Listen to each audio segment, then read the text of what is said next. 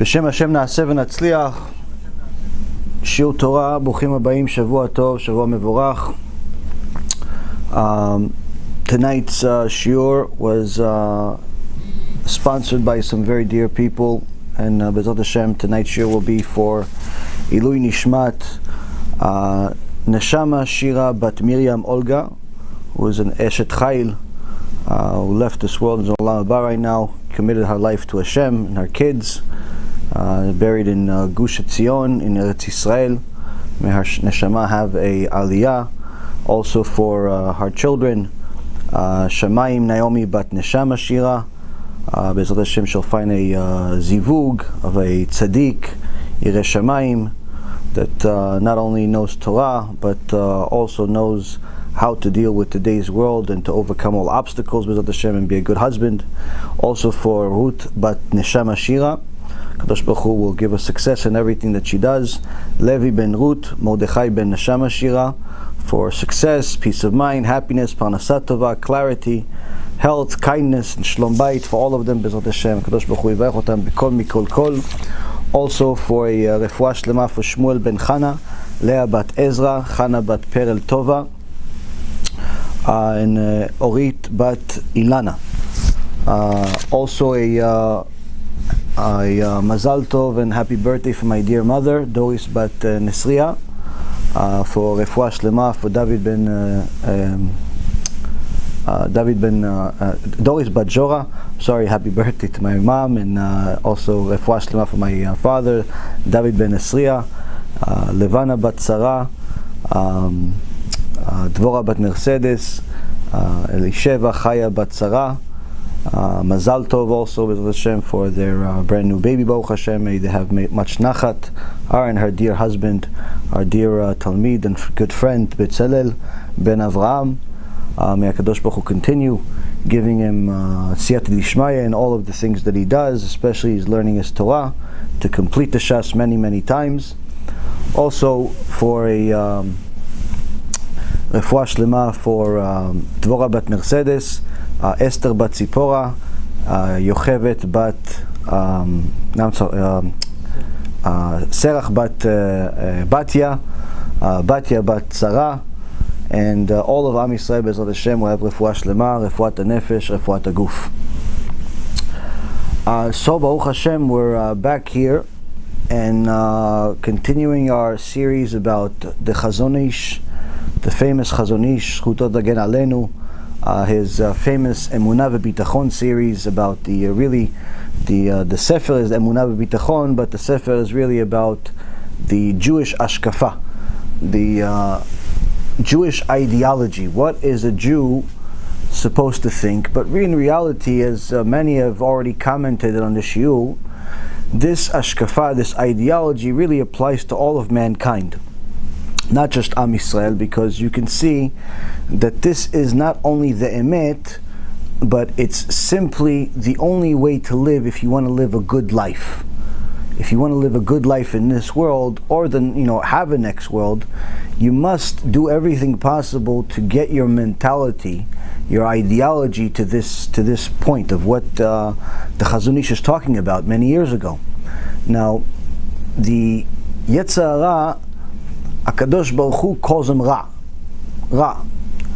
And when HaKadosh Baruch Hu calls somebody Ra, he's not exaggerating, he's not being something that is trying to get your attention in a fantastical way. He's simply telling you that's his job. That's his job. His job is to be Ra. Not because he benefits in any way from making you sin, but rather that's his job to be the obstacle in front of you.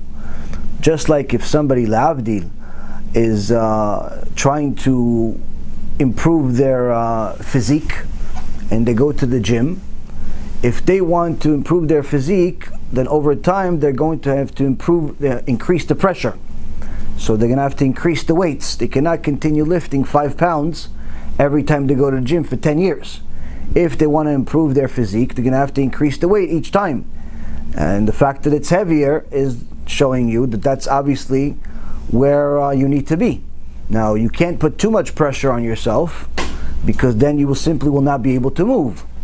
But on the other hand, if you do it too easy, then you won't improve.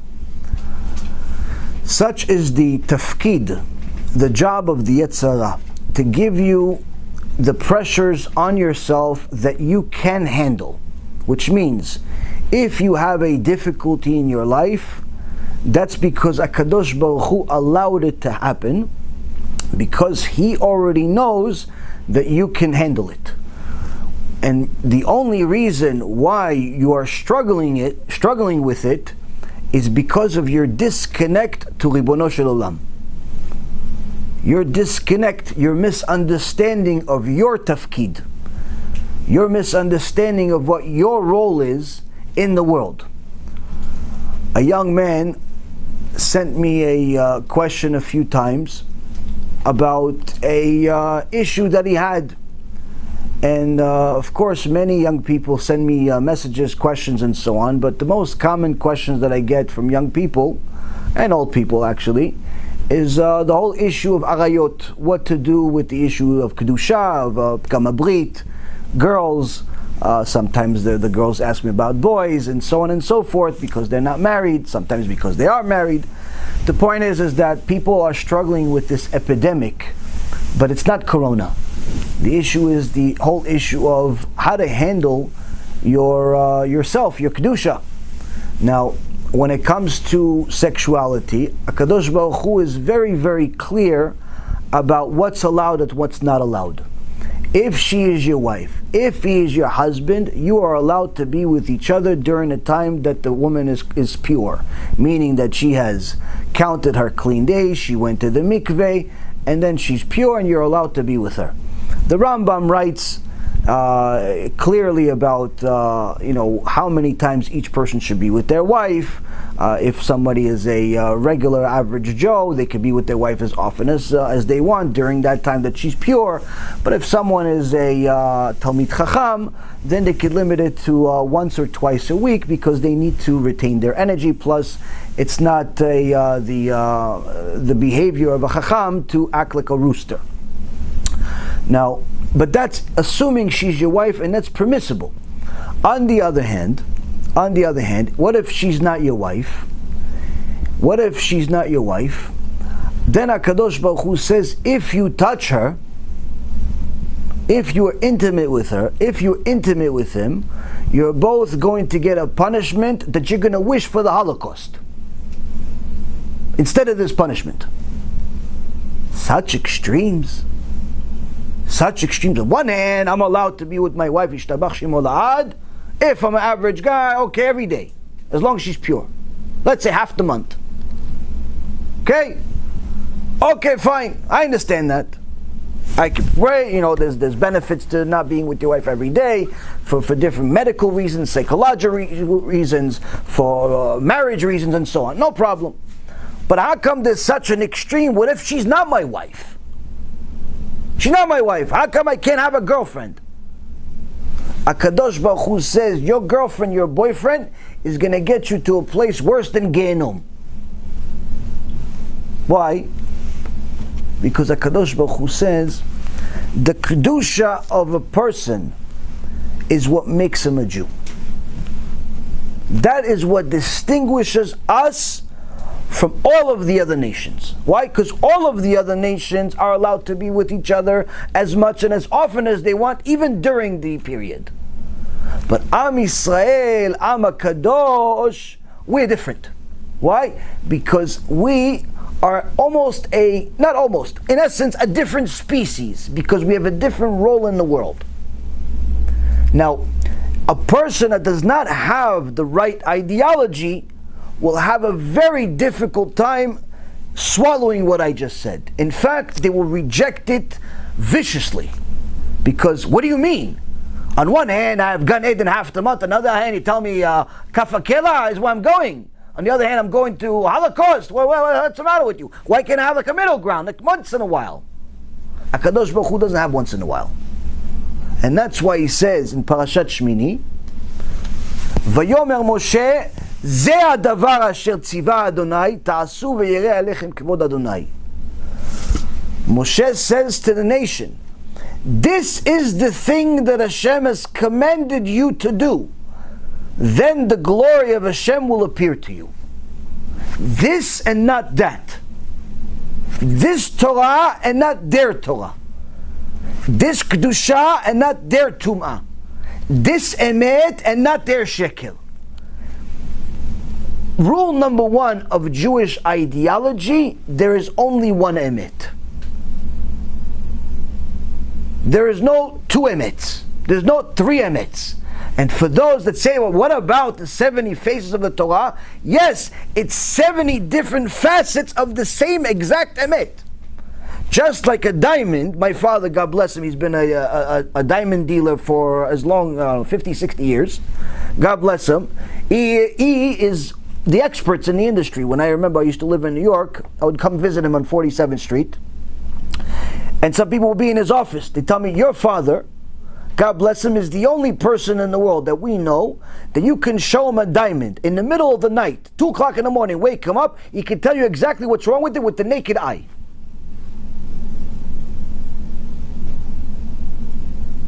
This, that, what do you mean? You look at a diamond. To me, a diamond, I can't see nothing. I can see a piece of glass. I don't see nothing. Well, I don't have that eye. I don't have the skill. But someone that's been doing it for 6 decades can tell you the different facets of the diamond, whether it's a real diamond, whether it's something somebody made it in a lab, whether it's a CZ, which is completely glass, worth nothing, and so on and so forth. And even the diamond, you could see the different aspects of it. You could see the different parts of the diamond. One part is beautiful, one part not so much, and there's different ways that you can look at the same exact diamond. That's our emet. There's no 70 different emets, there's one emet. And a Jew must get themselves to the understanding that there is no other emet. If you are hearing anything contrary to the things that we are quoting from the Torah, you are listening to shekel, no matter where it's coming from. Guy with a beard or without a beard. A guy with glasses or without glasses. With long hair than me or shorter hair than me. All make a difference. Why? Because we quote you the Torah. Now, Baruch Hashem, unlike some kofrim that used to be head rabbis of England, that wrote in a book that Judaism does not have a monopoly on the emet. That's what he wrote in a book, this Lord Sachs. He wrote that Judaism does not have a monopoly on the emet. Christianity has emet, Islam has emet. That's why big rabbanim in that time, when he wrote this kfirah, went against it, but unfortunately not strong enough.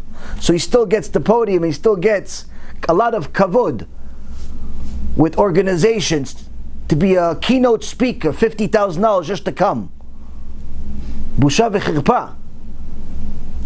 The truth is, Rabotai, Judaism does have a monopoly on the emet. It does. Even if another religion may represent emet, you'll see that that emet stems from Judaism. It's not their own unique emet. They did not invent that emet. It did not stem from them. They just stole it from us. We have it. Anything that's any good in this world must have a source in the Torah. This too is one of the principles of the Jewish ideology. If a person thinks that they can find emet elsewhere that's absent from the Torah, that is a type of kfirah. That's heresy. Why? Because you are saying that HaKadosh Baruch Hu shortchanged his people, shortchanges Torah which he created before his people. As the Gemara tells us in Masechet Chagigah, HaKadosh Baruch Hu wrote the Torah 974 generations before he created the world, meaning before he created Am Yisrael. The Torah kadma la Am Yisrael, kadma la olam, came before Am Yisrael, came before the world. And he looked, as the Zohar Kadosh says, he looked at the Torah ubara alma. He looked at the Torah as the blueprint and he created the world based on it. Meaning, he saw in the Torah, oh, there are rules here about kashrut. So I have to make kosher animals and not kosher animals, which Parashat Shmini tells you what's a kosher animal. It has 2 signs. chews its cud, splits its hooves. Oh, there's kosher fish, not kosher fish. Oh, so I have to make different types of fish. There are tens of thousands of different species inside the ocean. But HaKadosh Baruch Hu says they have to have both signs. They have to have the fins, and they have to have the kaskeset, what is it? Scales. Fins and scales. If they only have the fins, not kosher. But what if they only have the kaskeset, they only have the scales? The Gemara says no such thing. If it has scales, it must have fins. It must have fins. So what if you see a fish that's half cut off, and you see the part that has just the scales? Says you can be assured that that's a kosher fish, that the other half had the fins on it. But then some smart people came and said, yeah, but there's some fish in Africa that has only scales. Look, there's a mistake in the Torah. But then Rabotenu HaKadoshim, what they do? They say, oh, show us this fish. Show us this fish. They show the fish. No. Show us this fish when he's alive, not when he's dead. When he's alive. Okay, it's in this ocean over here. They looked underwater. Oh, look at that. The fish has fins. And when you take him out of the water, his defense mechanism, just like a snake has the venom, just like the scorpion has the venom, just like the porcupine has the little things that he shoots out, the little arrows that he shoots out, and different animals have different defense mechanisms. Even the animals, like the dog, have certain amount of poison in their teeth. This fish, his defense mechanism is that he releases his fins. And that's why when you took it out, it looks like it had no fins. This means, Rabotai, that for 3,300 plus years, people have been toiling really, really hard to disprove the Torah and failing consistently. It's time that we accept it. Forget about them. They want to accept it, let them accept it. They don't want to accept it, let them not accept it. They have eyes, but they don't see.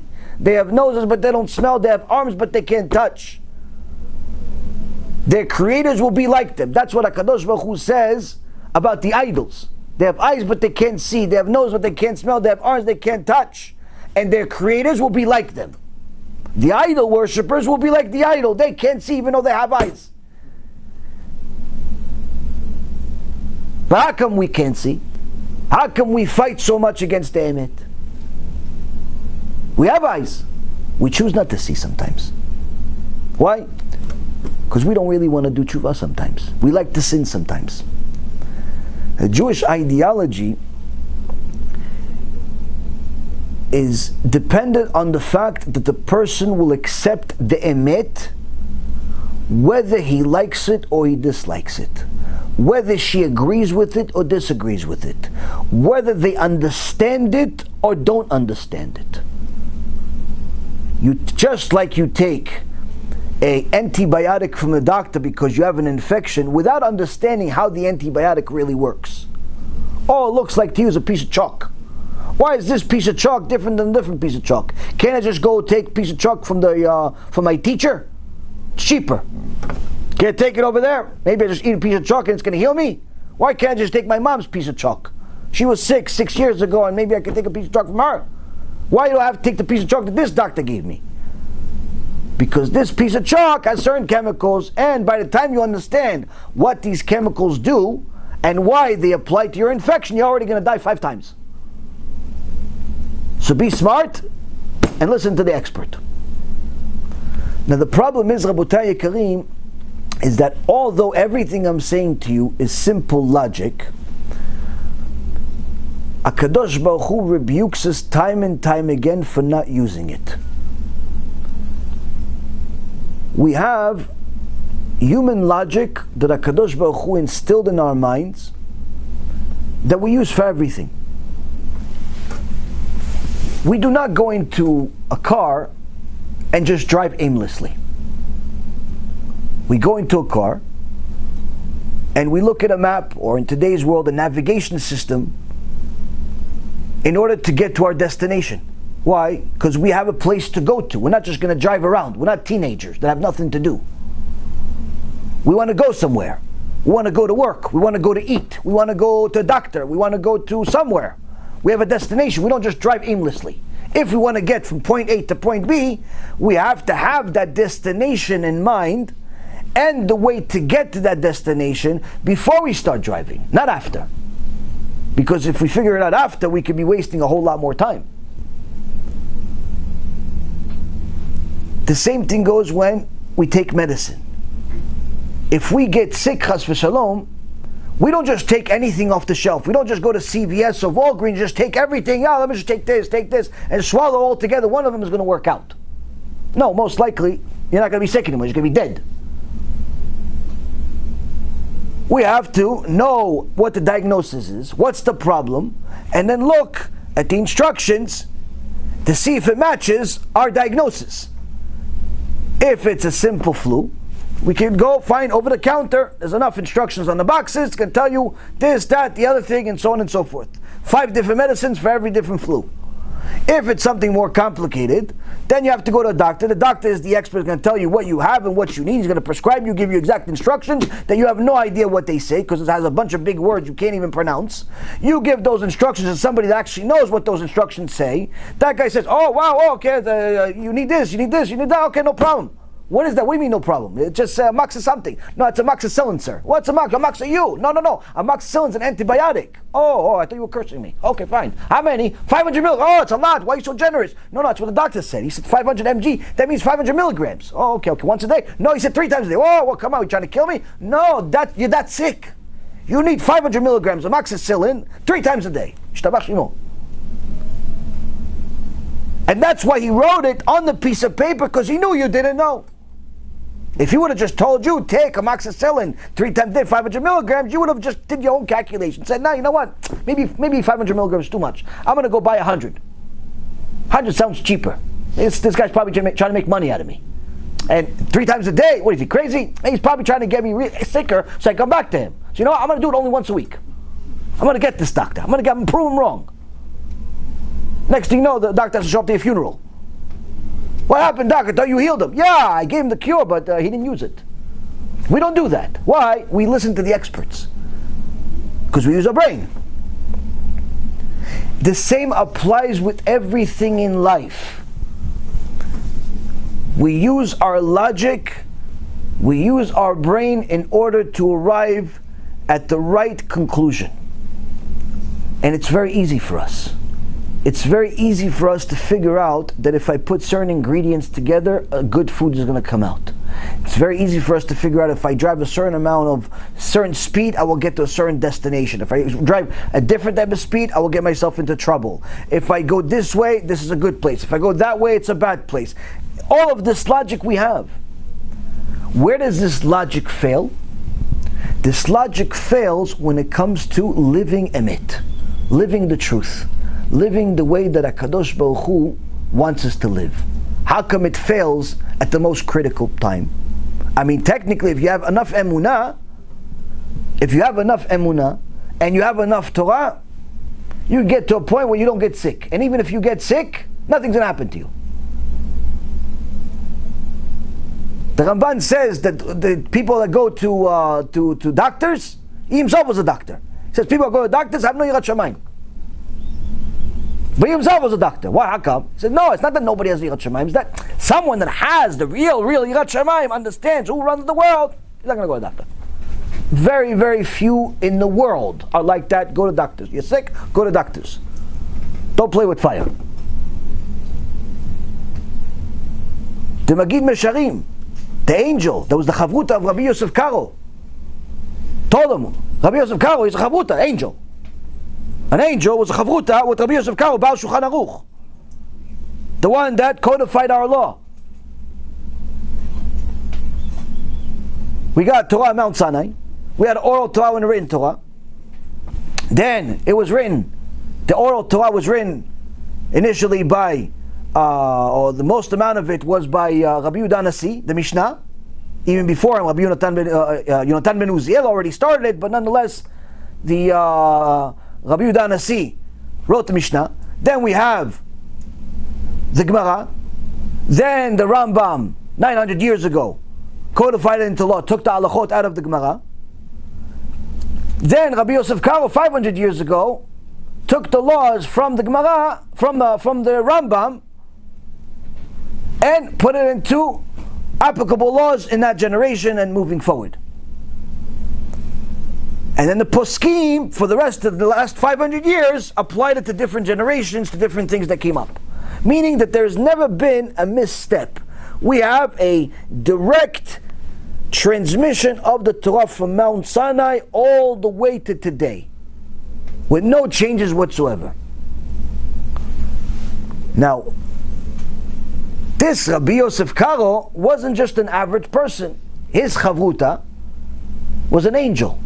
And the angel told him, in Magid Mesharim, he wrote in the book, angel told him, you have such kedusha and such Torah that if you were to eat a forbidden food, meaning a food that has poison in it, it wouldn't affect you.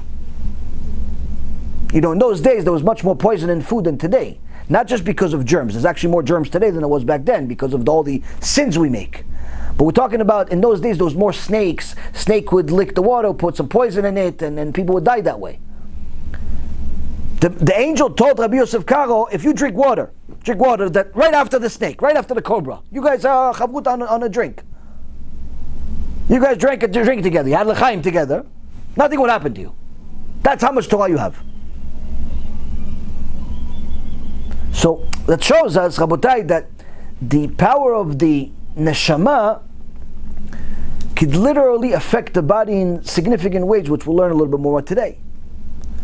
Now, when it comes to a life of a Jew, he has to understand, she has to understand, our Torah is not something that changes from generation to generation, from rabbi to rabbi, from community to community. Our Torah is simply the truth. It's the only truth. There is no challenge.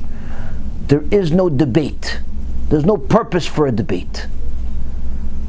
When you see rabbis like Rabbi Tovia Singer or the tzaddikim from Jews for Judaism debating the Christians, they're not debating the Christians for the sake of converting Christians. They're debating the Christians for the sake of the Jews that fell for the Christian's trap. Now, we have to understand that our goal in the world is to accept this Torah just like we received it from Moshe Rabbeinu himself. Moshe Rabbeinu came to our house and said, Joshua, here's the Torah. Sani, here's the Torah. Moshe, here's the Torah. Elchanan, here's the Torah. Netanel, here's the Torah. Here's the Torah. Joshua, here's the Torah. Here's the Torah. Moshe Rabbeinu came to the house.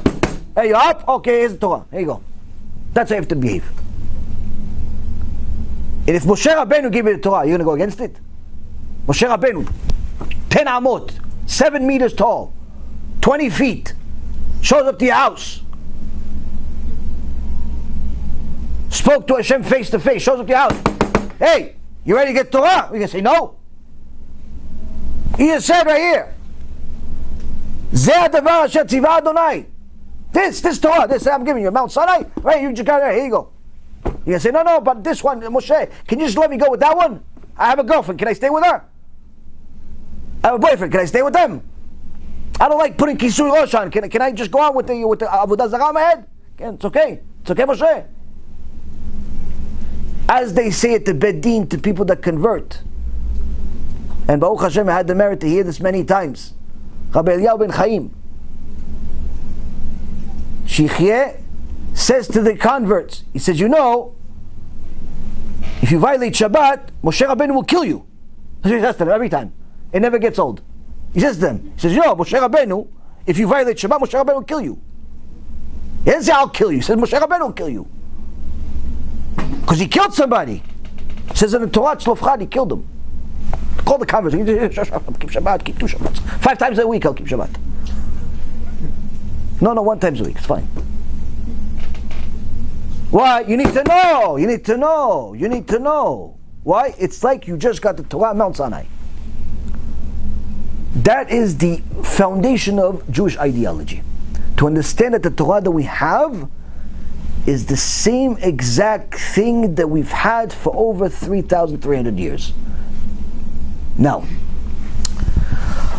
Rav Wasserman Alav Shalom writes in his Ikvedat Meshicha, in his Sefer that we actually have on our website, BeEzratHashem.org.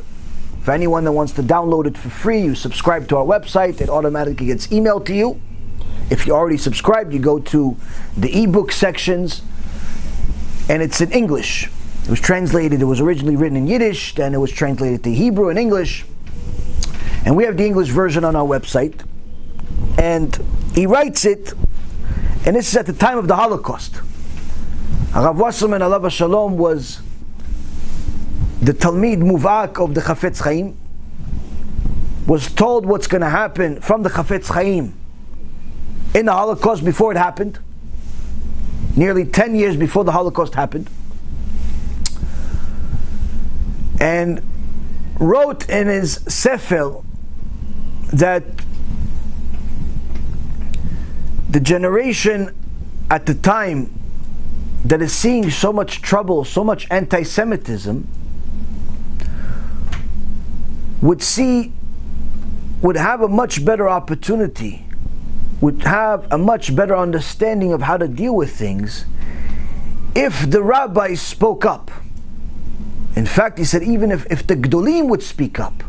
But it seems like the Gdolim of the generation closed themselves. Even though they didn't close themselves, they spoke. But he says maybe they're not speaking loud enough. They're speaking in their books, maybe not in their lectures, or maybe people just choose not to hear them because they're not speaking loud enough and making enough of a noise. And he says the problem with this is not that the people don't hear the truth, but rather this gives room for the Nevi'eh Sheker of the generation to speak out, for the false prophets of the generations to speak out, the Friedmans and the Goldbergs and the Dror Kasutos of the world and the Sachs of the world and the Mervises of the world and all of the other Reshaim on the list. They have an opportunity to speak. They're Sheker, and they're very good at it. They're the best, actually. He says those shakranim, those liars, they speak telling everybody, oh, don't worry, you're a tzaddik, HaShem loves you no matter what, even if you drive on Shabbat, even if you're married to a goya, even if you're married to a goy, even if you eat taref, HaShem loves you, HaShem understands you, He understands what you can do, don't worry, you're going to be in Olam Haba, the rabbi is going to save you, this one's going to save you, you're okay the way you are. Rav Wasserman Alav Shalom says these are the Nevi'eh Sheker. And what do you think? Nevi'eh Sheker were only at the times of the Nevi'im, of the prophets? Nevi'eh Sheker are in every generation. He says when we do not speak out loud enough, it gives power to the false prophets, because they are going to speak loud enough. And when they speak, they'll get 1 million views, not 500 or 5,000 views, or even 50,000 views. They'll get 1 million views for their false prophecy. And those false prophets come in the form of rabbis, they come in the form of Messianic Jews, which are really Christians in disguise. They come in the form of full-blown Christians and Catholics, they come in the form of Islam, they come in the form of Buddha, they come in the form of atheism, they come in the form of all types of heresy. And for anyone who is paying attention, you will see that in the last several weeks, especially these last maybe even 2 months, the amount of false prophecy, the amount of Nevi'eh Sheker that have taken the stage and have disseminated their venom to the people has increased dramatically. So much more garbage is being disseminated to the people. Now, part of that is the fault of the rabbis, that are not speaking out enough. Many rabbis are telling people, oh, stay inside, don't get sick. Okay, stay inside, don't get sick physically. What about spiritually? Okay, so he's inside watching YouTube all day, a false prophet. So now he's becoming a kofel. That's healthy. It was better off he was a dead tzaddik.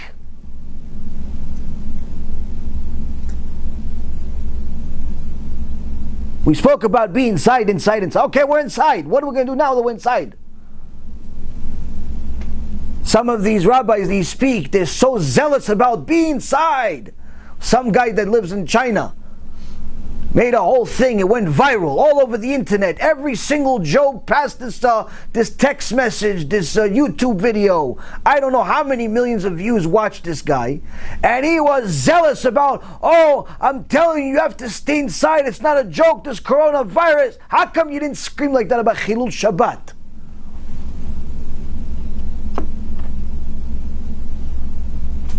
You have to stay inside. It's pikuach nefesh. What? Chilul Shabbat is not pikuach nefesh?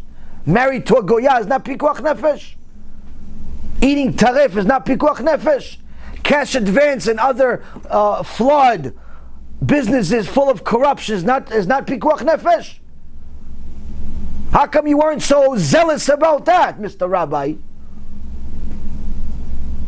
And all of his friends do the same thing. Stay inside to protect. No minyan, no tefillah, no. Okay, fine, you're right. But how come you're not as zealous about the pikuach nefesh of the neshama that stays forever? How come?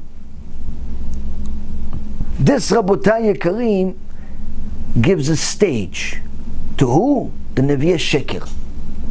Because the Nevi'eh Sheker never stop working. In fact, they work overtime. They keep giving out their false prophecy.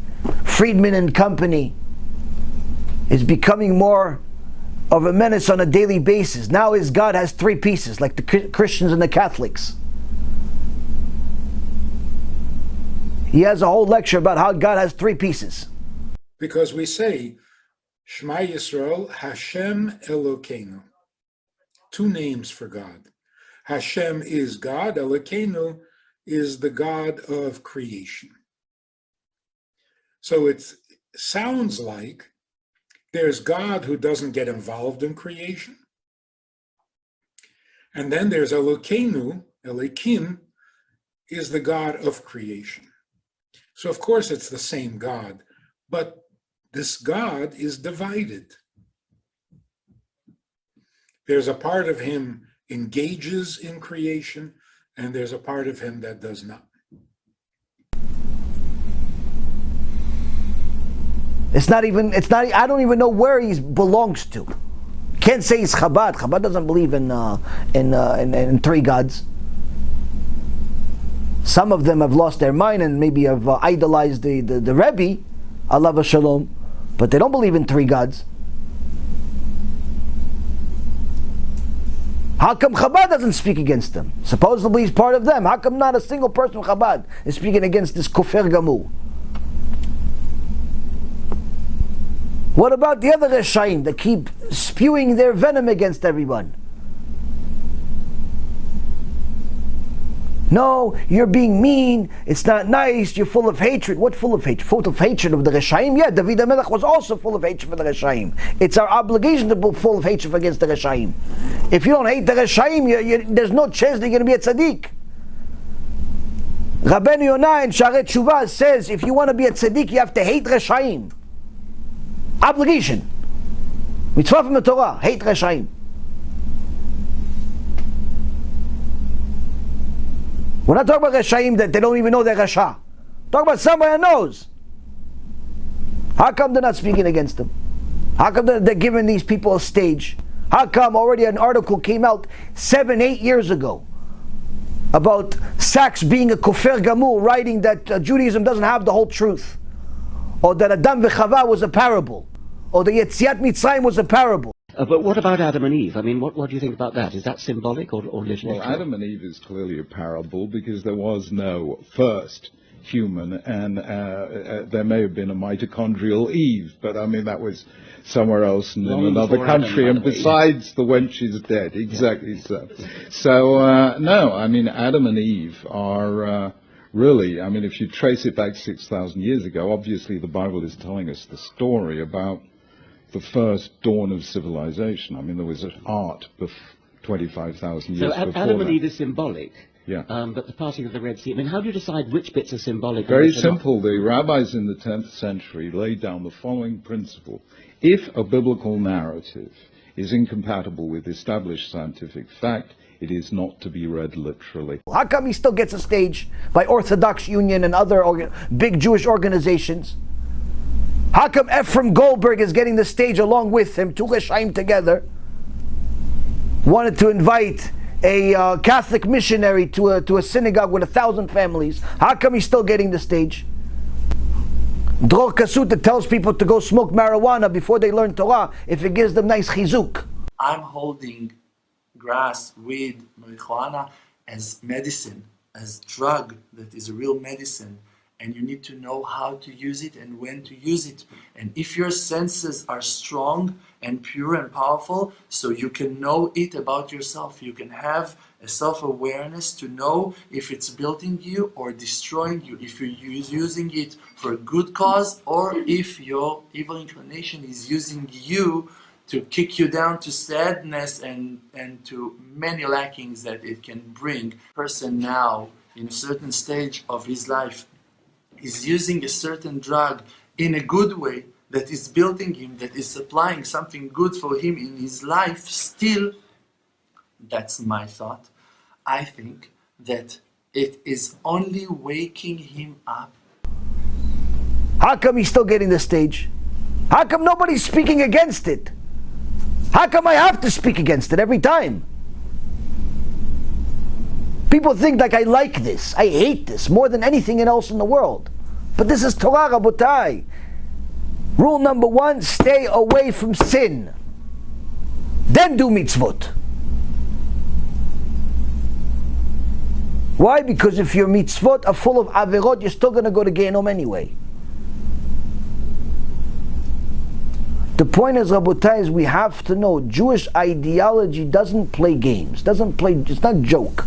It's not something here, something there. It's not shakshuka. Every time it tastes different.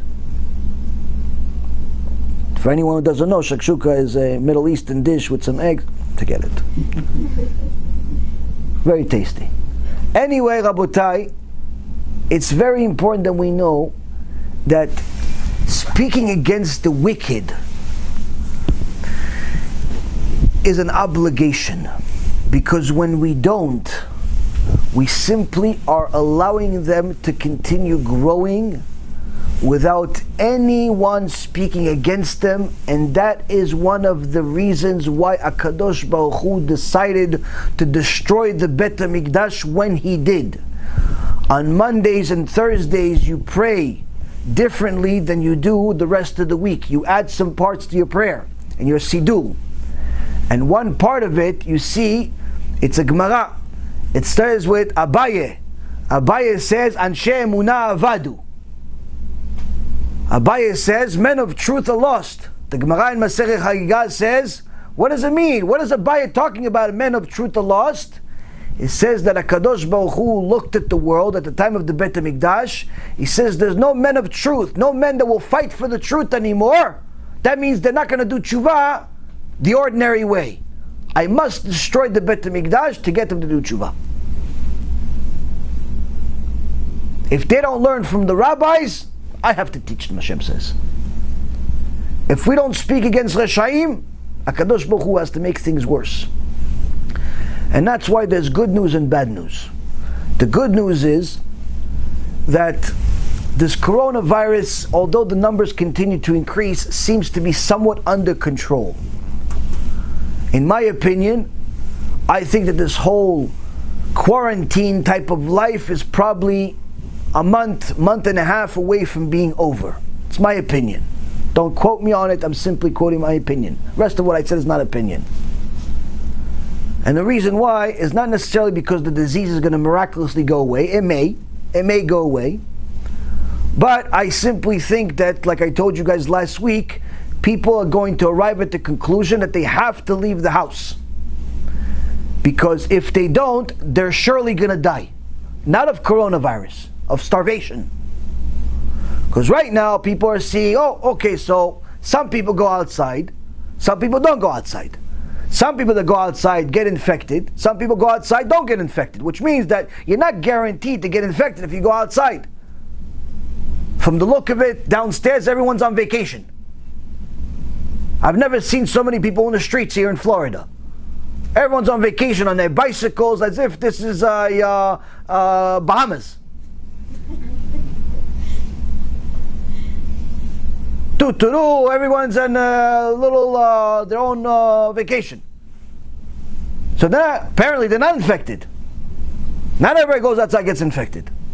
So people that are in quarantine right now in their house are thinking, oh look, these people in Florida, these people here, these people there, they're going outside, they're not getting infected. So I'm not guaranteed to get infected. I'll just make sure not to touch anybody. And not touch anything. And even if the people get infected, not everybody that gets infected dies. You have over 2.2 million people have gotten infected. Not 2 million people died. Baruch Hashem. Less than 200,000 people died. The high percentages are in places like Italy, Spain, France. Whereas places like Israel, Baruch Hashem, have very low numbers. Those first three countries that I mentioned to you have nearly a 10% death rate. 10% of the people that get it die. Whereas places like America, places like Israel, and other places around the world don't have that high of a death rate, Baruch Hashem. Much lower. Israel being fantastic, Baruch Hashem, may continue. America a little lesser, but nonetheless still have a very high success ratio of people getting out of it. People are going to do the numbers. Look, even the people that go outside and get infected, they don't all die. But if I stay home, surely I'm going to die. Why? I'm going to run out of money. I had enough money to save for, let's say, a month to stay at home. 2 months of staying home. I ran out of money. The government's not going to send me money for everything. Maybe they're going to force the mortgage company not to pay the mortgage anymore. But what about food? They're not sending me food. What, the $1,200 check they're proposing? Okay, that's going to buy a week worth of food. So I'm going to fast for the next 9 weeks. They're not going to pay the electric. So I'm going to live in darkness too while I'm fasting. They're not going to pay for the phone. So I'm going to be alone, not even on nothing, in darkness. You want me to fast? You want me to not communicate with anyone in the world? Just die quietly. We don't want to hear you. If we don't hear you, you didn't die. What do you think? This is China? No, people are going to do their counting, their logic in their head and say, listen, I'm going to run out of money, or I ran out of money. I have to go back to work. And that's what people are going to do. That's my opinion. Now the question is, as a side note, does anybody know why Italy, Spain, and France happen, Chas v'shalom, it's never happened, happen to have the highest death tolls, percentage-wise? Anyone want to take a shot at it?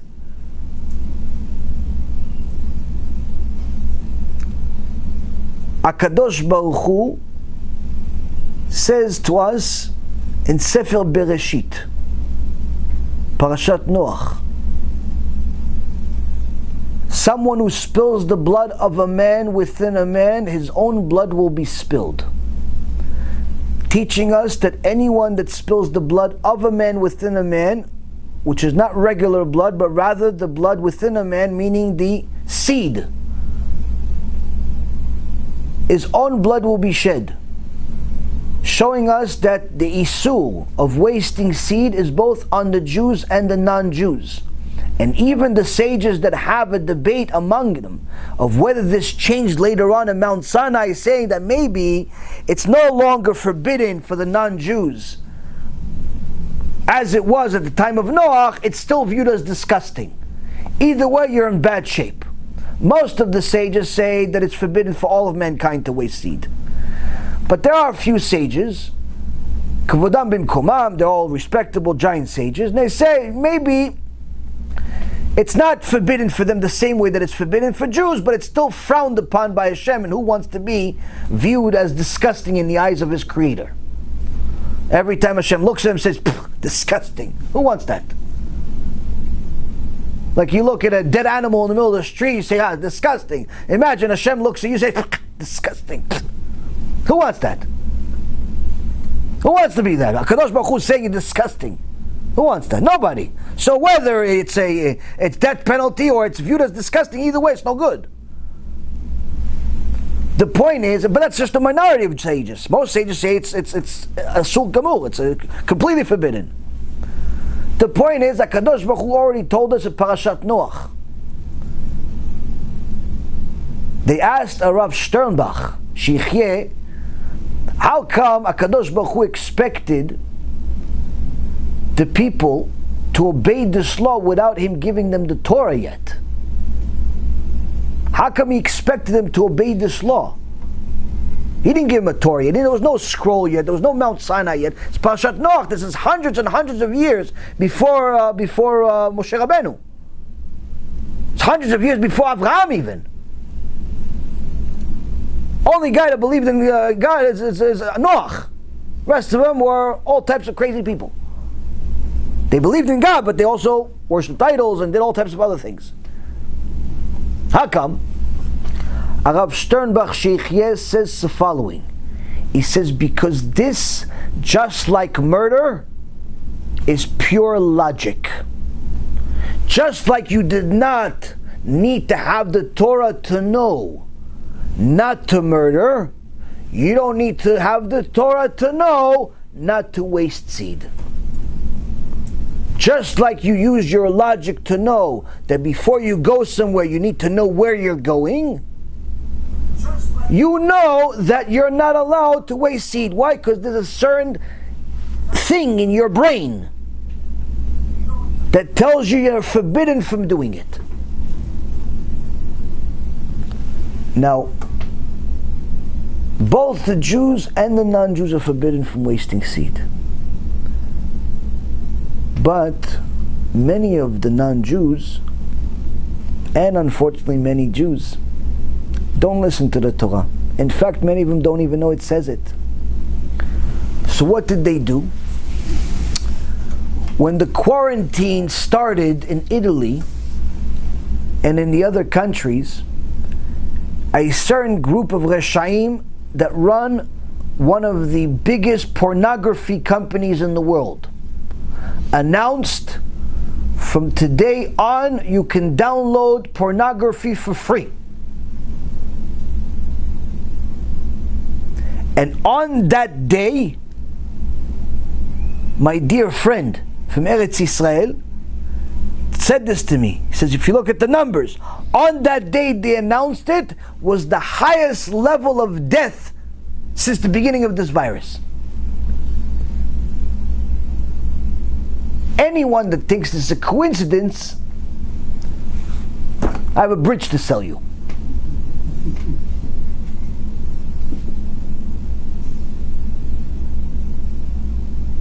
HaKadosh Baruch Hu says it's forbidden, and not only do you not comply with this rule, but instead you publicize the opposite. Go, stay at home, make more sins.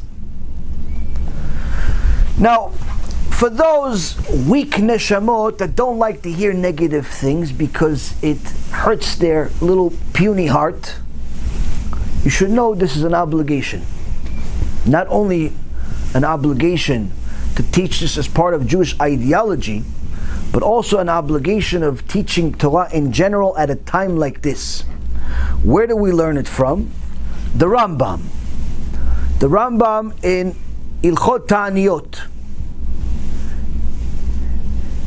In chapter 1,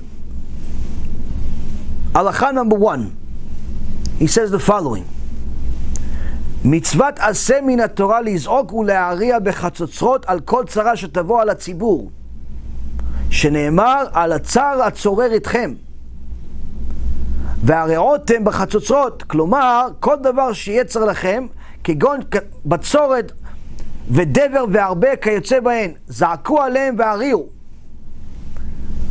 The Rambam writes, Halakha, not opinion. Just like he received the Torah from Moshe Rabbeinu himself.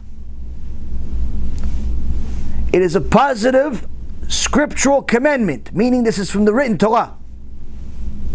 It's a positive scriptural commandment to cry out and to sound the trumpets in the event of any difficulty that arises which affects the community. As it says in the book of Numbers, chapter 10, verse 9, when you go out to war against the enemy who attacks you, and you sound the trumpets. This commandment is not restricted to such a limited scope. Rather, the intent is, whenever you are distressed by difficulties, such as famine, plague, locusts, or the like, cry out to God because of them and sound the trumpets. Now the question is, what's the point? Why do I need to sound the trumpet? What is the trumpet? What are we, the Hindus? Make a lot of noise like they did a few weeks ago, think that the coronavirus is going to go away? Why are we sounding the trumpets? Okay, coronavirus came. Two. Okay, it's still here. Two again. It's still here. Let's say every rabbi came out of his keilah, instead of doing shurim about stay at home, he comes out with a shofar. No, so what? Corona's still here. What does it mean? The Rambam elaborates. Halakha number 2. This practice is one of the paths of tshuva. For when a difficulty arises and the people cry out to God and sound the trumpets, everyone will realize that the difficulty occurred because of their evil conduct, their and not somebody else's. As the prophet Jeremiah in chapter 5 verse 25 states, your sins have turned away the rains and the harvest climate. This realization will cause the removal of this difficulty. He says you sound the trumpets to warn the people. This coronavirus is because of you. You and not him. Don't blame the religious and don't blame the secular. Blame yourself. If everyone blamed themselves, then we have some hope. What if we don't sound the trumpet? And by sounding the trumpet, it doesn't literally only mean sounding the trumpet, but as Rav Wasserman writes in Ikvita de Meshicha, he says it's not just sounding the trumpet, speaking out against it. We have coronavirus, and we even have another virus in Brazil right now that's even worse than coronavirus. You haven't heard about it yet because we're busy with corona. 100% fatality. HaShem yishmo ve'etzil. You have things much worse in the world. It's our job to scream to the people. It's your sins that are causing it. You the Jews, you the Goyim. You did it. Do tshuva. What if we don't?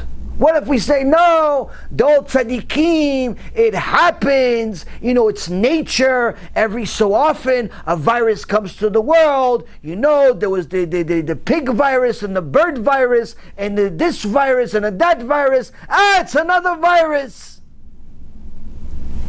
The Rambam continues, so we're not confused. The Rambam, if you read him, you don't get confused. Why? He's as clear as day. He says the following: Aval im lo yiz'aku velo yariu.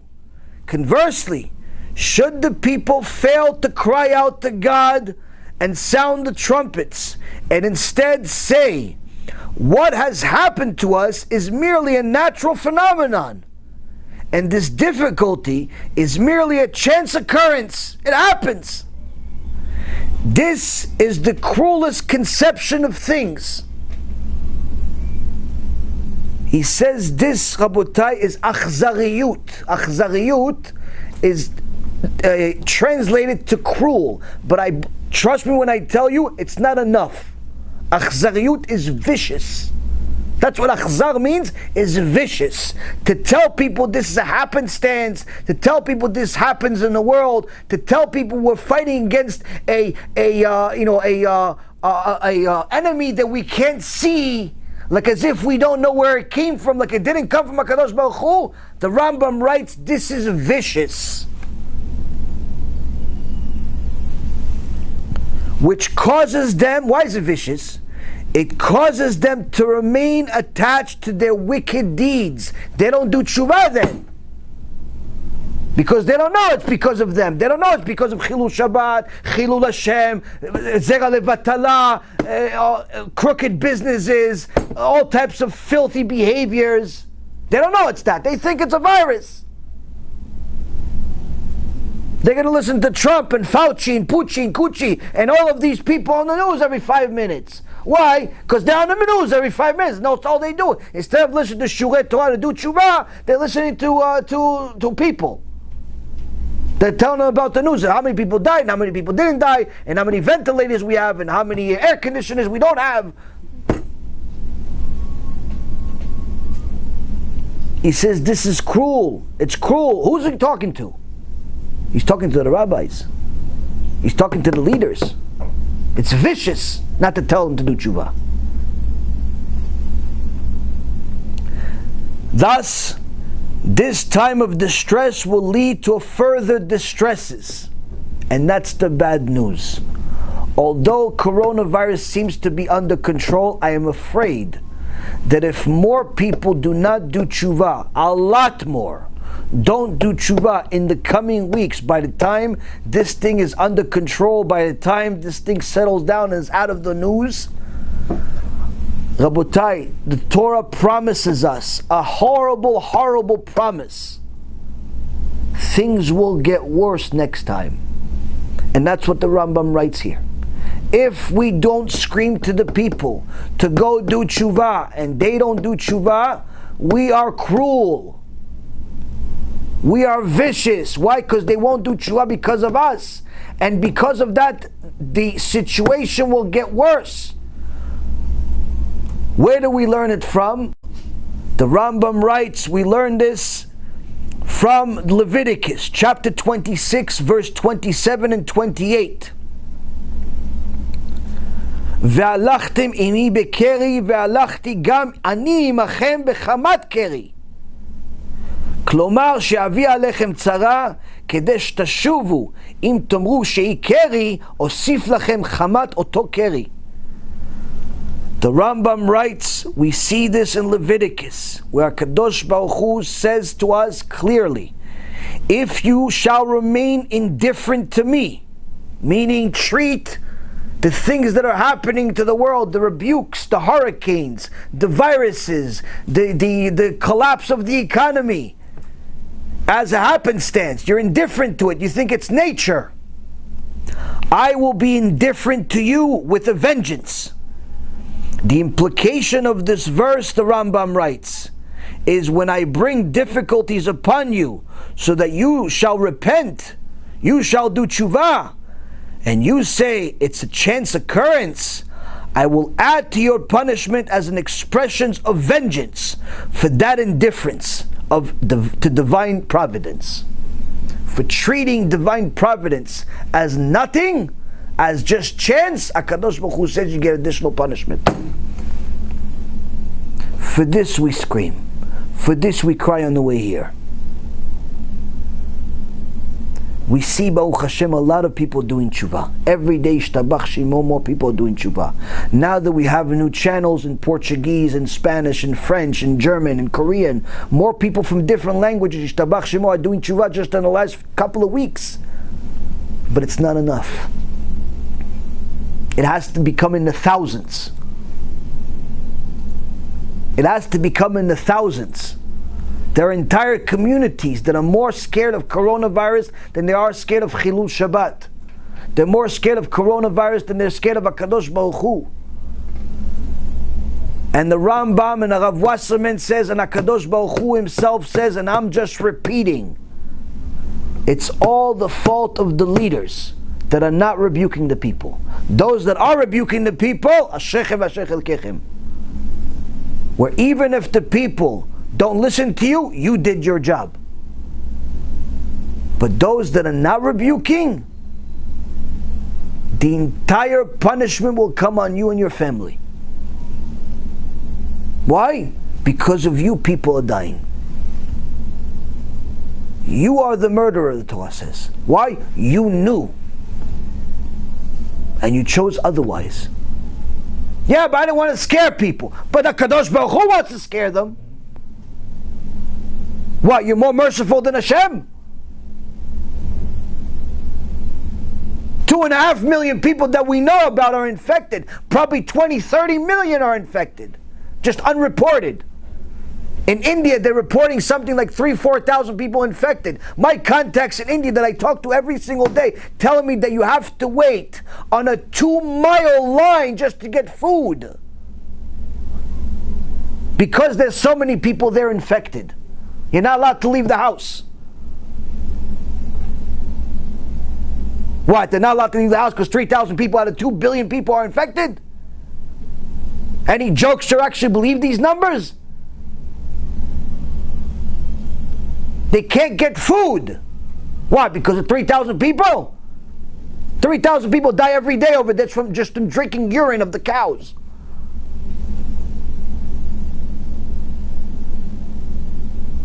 Why are they so scared of coronavirus? If only 3,000 people out of 2 billion died. Millions are infected.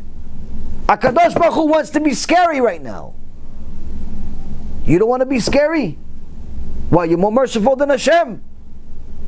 Where's your Torah? Where's your Yirat Shamayim? Where's your leadership? That's HaShkafa. HaShkafa, Rabotai, is to tell people what they need to hear. Not necessarily always at the same time that they want to hear it.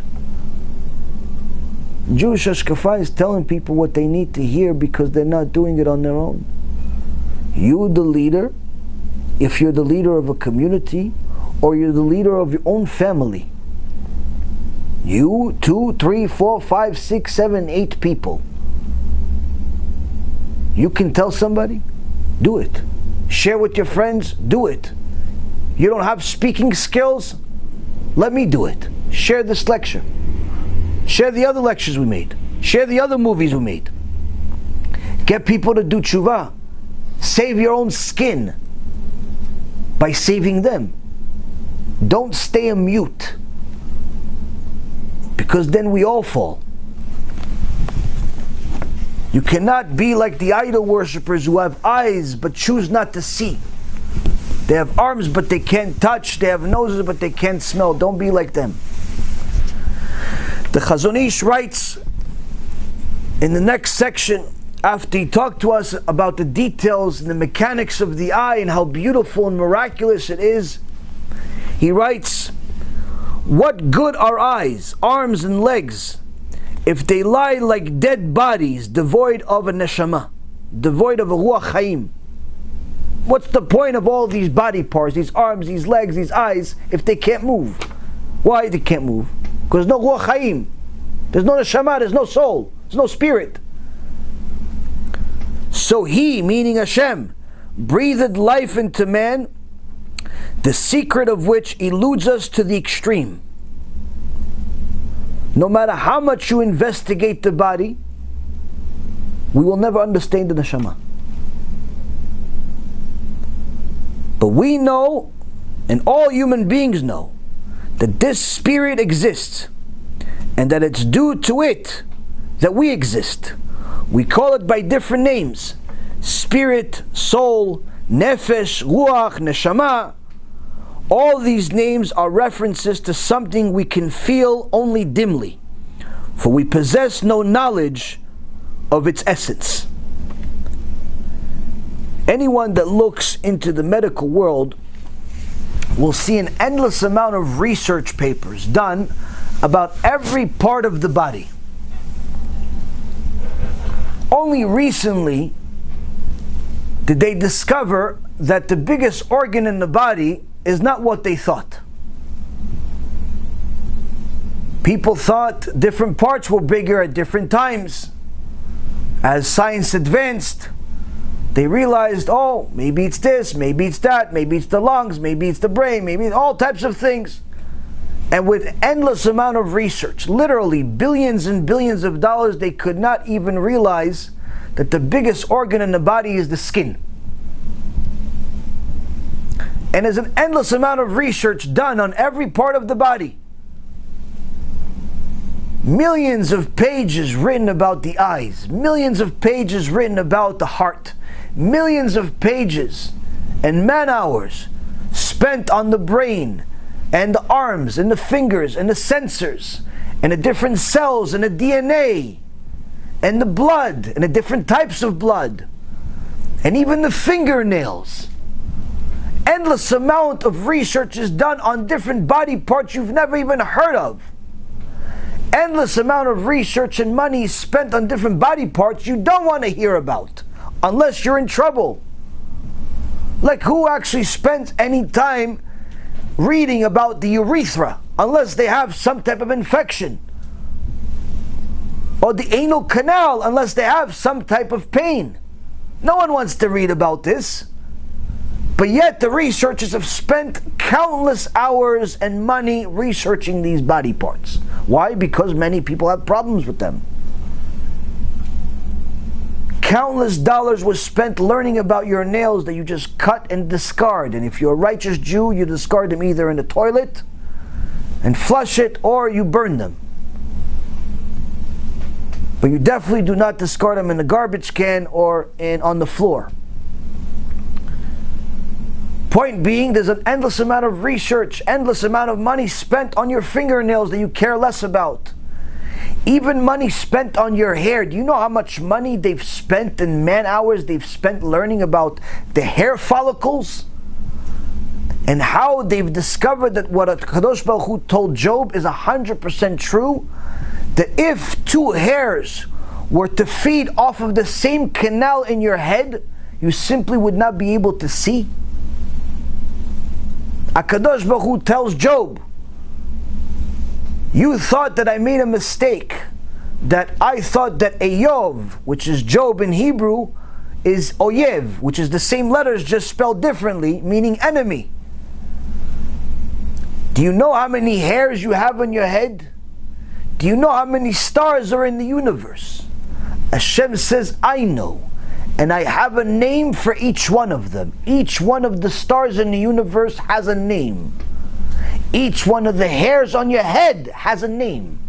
And HaKadosh Baruch Hu says, if two hairs on your head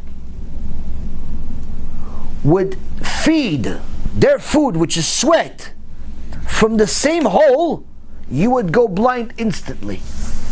Have you ever seen such a thing happen? No. If I'm not going to make a mistake between the two hairs, you think I'm going to make a mistake with your name? You know how much money they spent researching the hair club for men, and the hair club for this, and the hair club for that?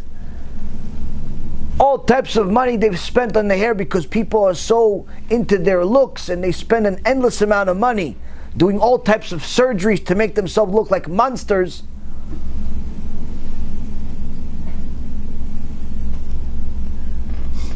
You know how much money these people spend? It becomes an addiction of plastic surgery just to look like a monster. But they keep doing it because they think they look good.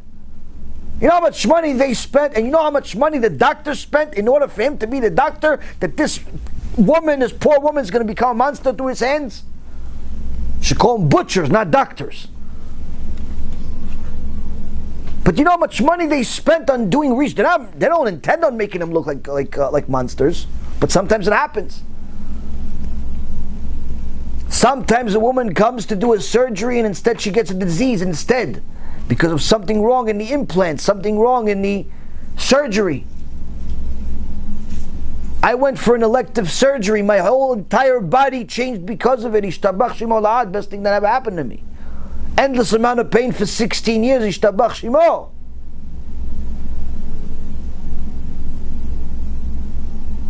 But the reality is, Abutai, you know how many years that doctor that did the original surgery on me told me he was in? I told him, is this surgery a difficult surgery? He said, no, I've been doing this for 16 years. He mocked me. He goes, what, you questioning me? I've been doing this for 16 years. I do 3-4 a day.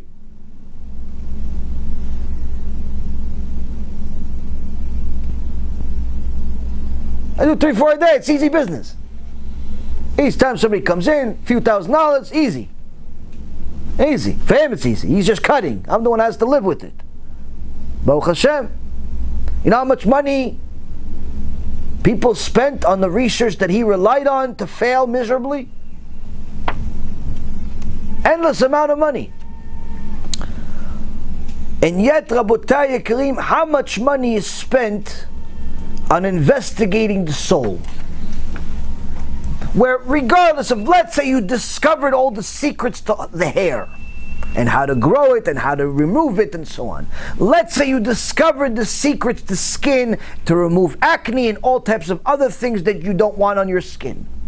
Let's say you discovered all of the secrets of the heart, and you could put all types of things in there to make sure the guy lives longer, and so on and so forth. Let's say you discovered all the different types of bacteria that go into the foot, so it doesn't affect your nails, you don't have to remove the nail, and you're really good at that.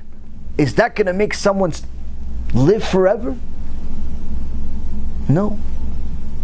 No money is spent on the soul, even though the soul is the engine to it all.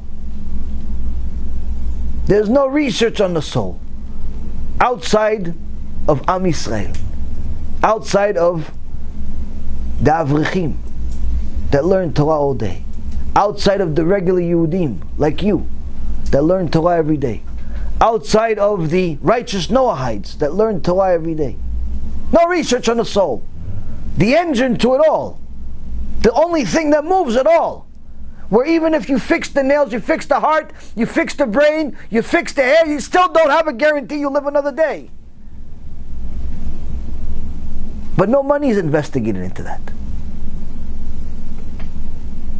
In truth, the Chazon Ish says there are many enthralling and wondrous parts in the person's body. The limbs, the joints, the accommodations of the spirit of life within a material body, the makeup of flesh and bone, the circulation of blood in the arteries that enable life, and blood itself, which is the life of man. All these different things that people invest their life, their careers, searching these things, the secret of your blood. Why does it clot here? Why doesn't it clot? How come it doesn't clot on its own? How come it knows? How does it know to clot only when you have a wound? How come it doesn't clot inside? And if it does, Shem Yachem, you die. If you have a clot, you have a cut, immediately blood comes out, but then the blood knows, like someone told it. Send him a text message, better than WhatsApp. It's the type of text message you have to answer, or else the person's going to die. Blood, start clotting now. Yeah, but I wasn't clotting the whole time. Why do I have to start clotting now? I'm tired. No. Clot now. Why? You're going to die if you don't. If the blood doesn't start clotting immediately, a person's going to die. That's why people that have a problem with blood clotting, they have to take special medicine. And they also have to be very, very careful not to get cuts. How does the blood know? What does it have, a brain, the blood? You ever see a blood with glasses? Walking around, hey, what's up, man? What are you working on? No, I'm clotting. You're still doing that stuff? Nah, I moved on.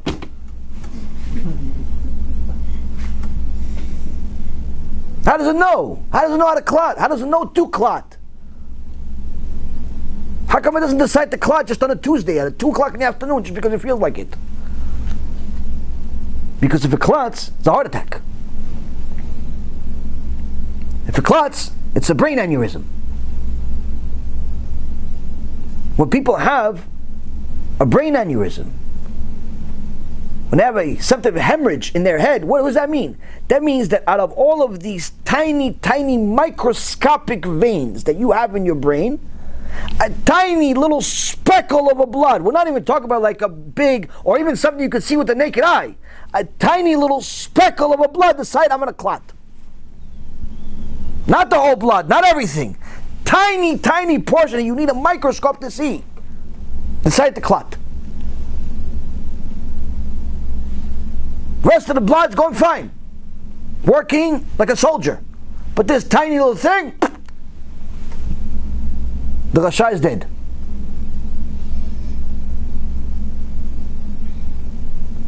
Same thing happens with other things. How does the blood know? When? Who? What? When? Where did it learn it? Did it go to university? All of these wonderful things that you see, your blood circulates through your entire body. The blood that you have in your finger right now, in a matter of seconds, it will be in a different body part. Throughout the day, it will be throughout your entire body. Throughout your entire body. So there's no blood that's more special than the other. All of them get to give you life everywhere. The different arteries, the different holes that you have in your body, if they're shut for a second, it's a heart attack. I remember I had a client in Kansas, told me that he had all types of stems put in his heart and so on. I looked it up and I saw he literally had to have his heart opened. Why? In order to allow the heart to continue functioning. We all take it for granted. We walk around like it's supposed to function, like it owes us something.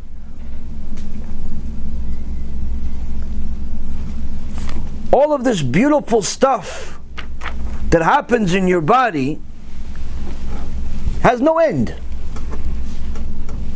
But the Chazon Ish says something more critical.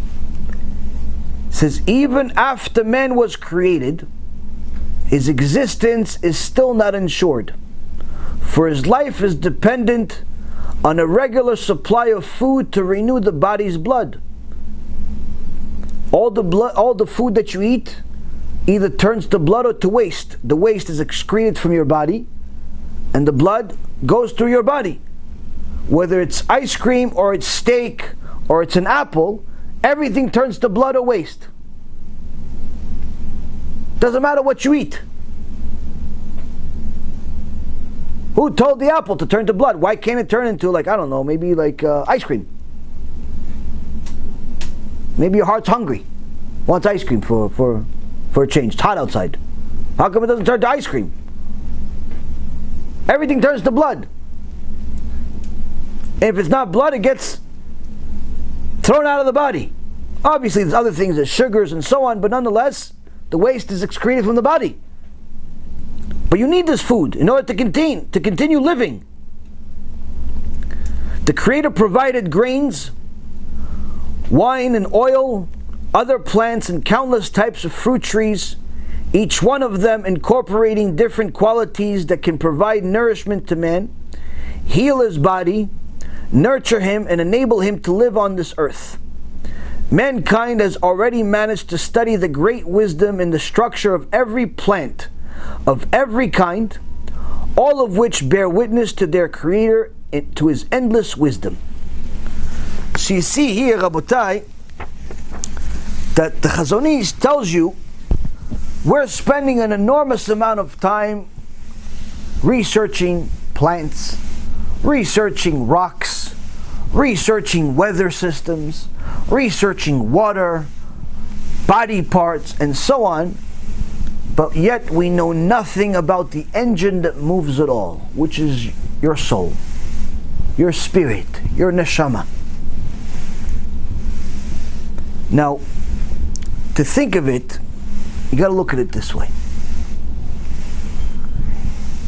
If there was a partnership in a business, and one day one of the partners shows up to work, to their business, and he sees the place has been emptied out.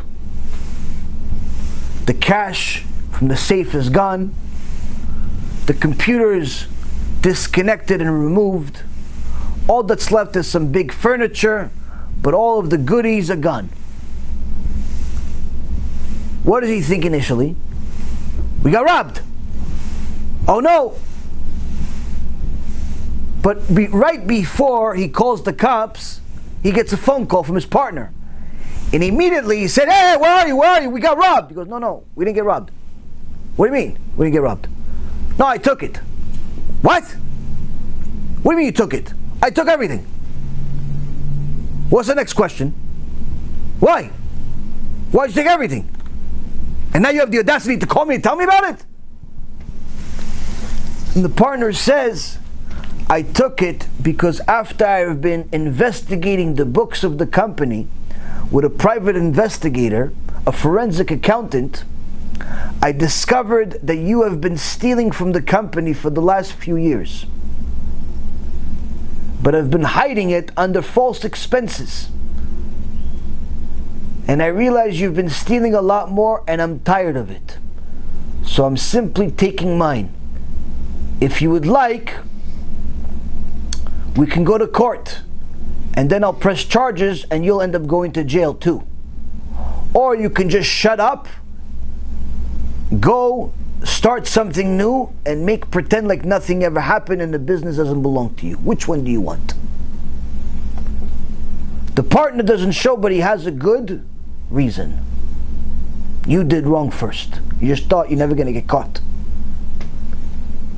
The Gemara says there are three partners to a neshama. There are three partners to a person. The body is the father and the mother. The father provides the seed, the mother provides the egg.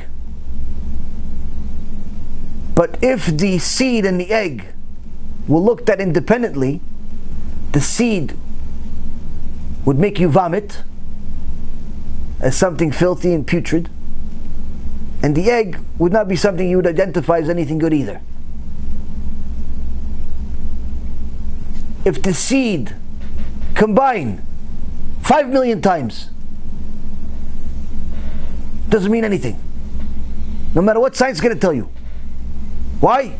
HaKadosh Baruch Hu has to join the partnership and put the neshama in there. And the Gemara Masechet Nida, page 13, says that there's a malach named Laila that takes every seed that comes out of the man and brings it to HaKadosh Baruch Hu. Flies up to heaven and says to HaKadosh Baruch Hu, Ribono shel olam, this seed, what shall be with it? Will it live or die? Meaning, will it combine with the egg and become a baby, or be wasted and gone to nothing? And if it will live, will it be a male or female? Will it be rich or poor? Will it be tall or short? Will it have blue eyes, green eyes, brown eyes or black eyes? Will it be albino? Will it have blonde hair? Will it have black hair? Will it have nice teeth? What kind of job will it have? Is it going to get married or stay alone? Every single thing is decided at that moment. That the husband is together with his wife in that meeting between Ribono shel Olam and his shliach, the malach, named Laila. For all of us to think that we are not rich because we don't have a good job, we are not married because we don't have good luck, we are not beautiful because our parents are such and such, kfirah, heresy. All of that was decided before you were even a thought in your parents' brain, before they knew you existed, when you were still just potential. Akol midei shamayim chutz mirat shamayim. Everything is from heaven except the fear of heaven. Whether you're rich or you're poor, or you're married or you're single, or you're male or you're female, whether you're alive or dead, whether you have good teeth or bad teeth like mine, whether you're good looking or ugly, whatever you are, HaKadosh Baruch Hu decided that before you even knew you. And that meeting, when he decided, I'm going to partner with these two people and put a neshama in this new being. Now what happens if a Kadosh Baruch Hu became a partner, Ishtabach Shemo, 9 months later, normally, baby comes out. He's crying and everyone's laughing. You know what the baby's trying to, what he's saying, right? Why are you all laughing? I was having a good time over there. What are you guys laughing about? What are you all laughing about? I'm crying, you're laughing. What kind of people are you? I want to go back inside. Why? He was learning Torah. What was he doing? You think he doesn't want to be next to us? He's learning Torah with the Malach, knew the entire Torah. But now that he's out, he's crying because he didn't want to come to this world. He wanted to continue learning Torah. But HaKadosh Baruch Hu pushed him out. You have to. Ba'al kolcha. Against your will you will live, and against your will you will die. That's what the Mishnah in Avot says. Now the person is here. This little person every day, Shtabach Shemo, grows up to be a bigger person, a bigger girl, a bigger boy. Little by little they become a man or a woman.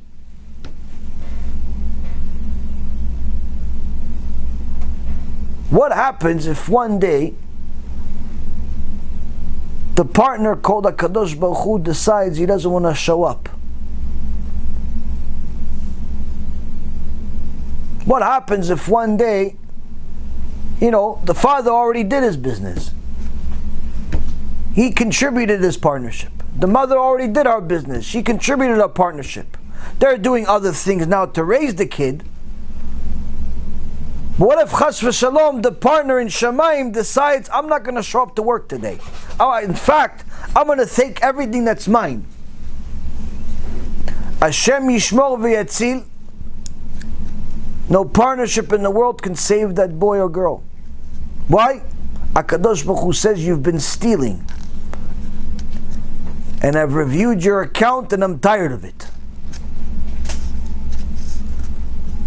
You've been stealing from me.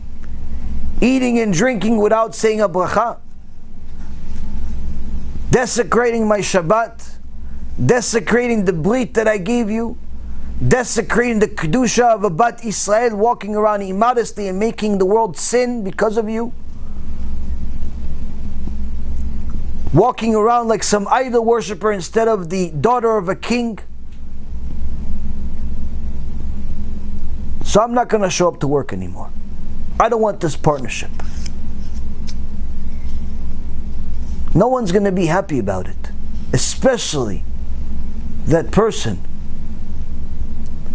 Now, none of us ever want to experience this, not directly or indirectly. And HaKadosh Baruch Hu says to us, I also don't want you to experience it directly or indirectly. But you have to know that when I became a partner, we signed the contract. Whether you like it or not, whether you agree to it today or not, you've benefited from that contract. Therefore, that means you want that contract to continue. You can't say, why'd you bring me to the world? I didn't ask to. First of all, you did. You did ask to come to this world. And second of all, even if your argument is, I didn't ask to the world, or I don't remember it, still, did you want the contract to continue? Or you want it to just end? Because if you don't want the contract, I'll just end it, Hashem says. So you want to live. Okay, so you want the contract to continue. Okay, so that contract has terms. What are those terms? They start with the letter T in English, or Taf in Hebrew. And the rest of it is Ora. Torah is Ora'ah, instructions, the contract, the agreement. You comply with the Torah, you have nothing to worry about. What if a person that's already lived Torah, kept the Torah, but he died also? He didn't die. His neshama just transferred from this body to a much better place. We don't cry about tzaddikim for them. We cry about tzaddikim for us. Because if they're a tzaddik or tzaddikah and they died, They're in Olam Haba. They're getting the schar. They're getting all the reward for their sacrifices for 70, 80, 90, 100 years. What are you crying about? They're in Gan Eden. We cry about ourselves that we don't have them in the world to benefit from. That's what we cry about. And the Gemara in Masechet Moed Katan says, a Jew that does not cry about a kosher Jew that died can get punished by having their kids die. Why? Because the opportunity to do tshuva is when kosher Jews pass this world, is Hashem is rebuking the whole world. And if you want the people to know about it, you should cry about that kosher Jew. And if you can't get yourself to cry, at least feel bad about it. Do something. Why? Because there's less kedusha in the world. Now, Rabotai Yekarim, we've spent an enormous amount of time researching all of these things, these body parts. But unfortunately, we know very little about the soul. Now, if you notice, the soul is very different than anything else. A stone,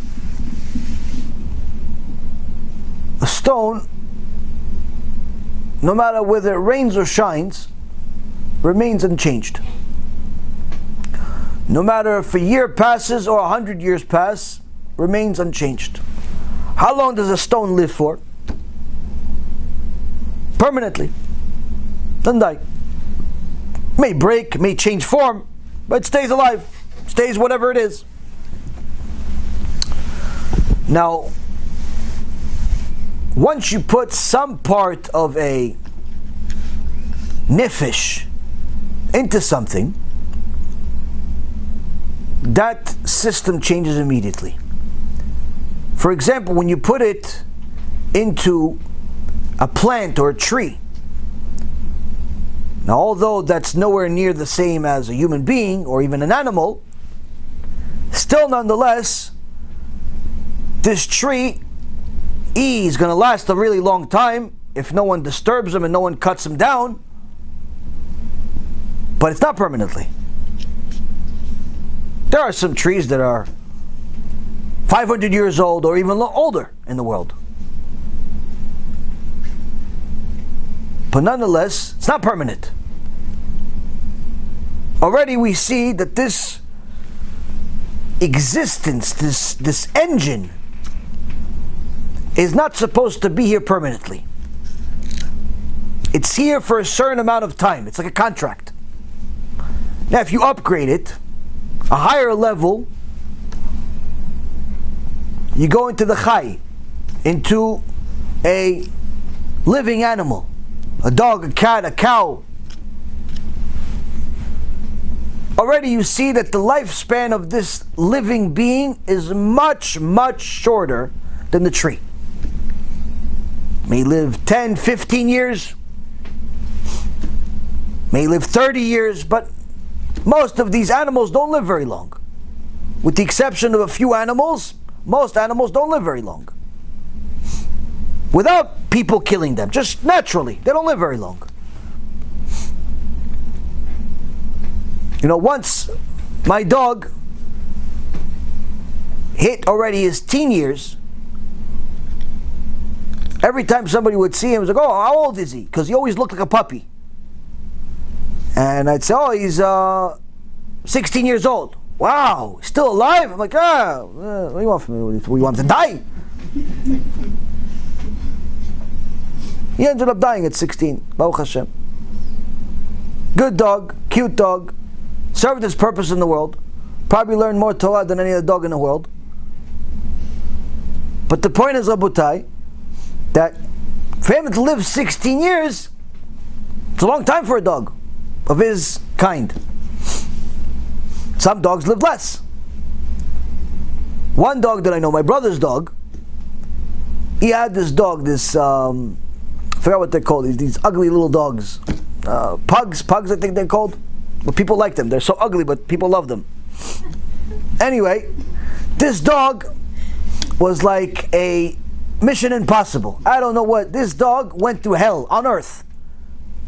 I think when he was 1 or 2 years old, he fell down the stairs and he broke his back.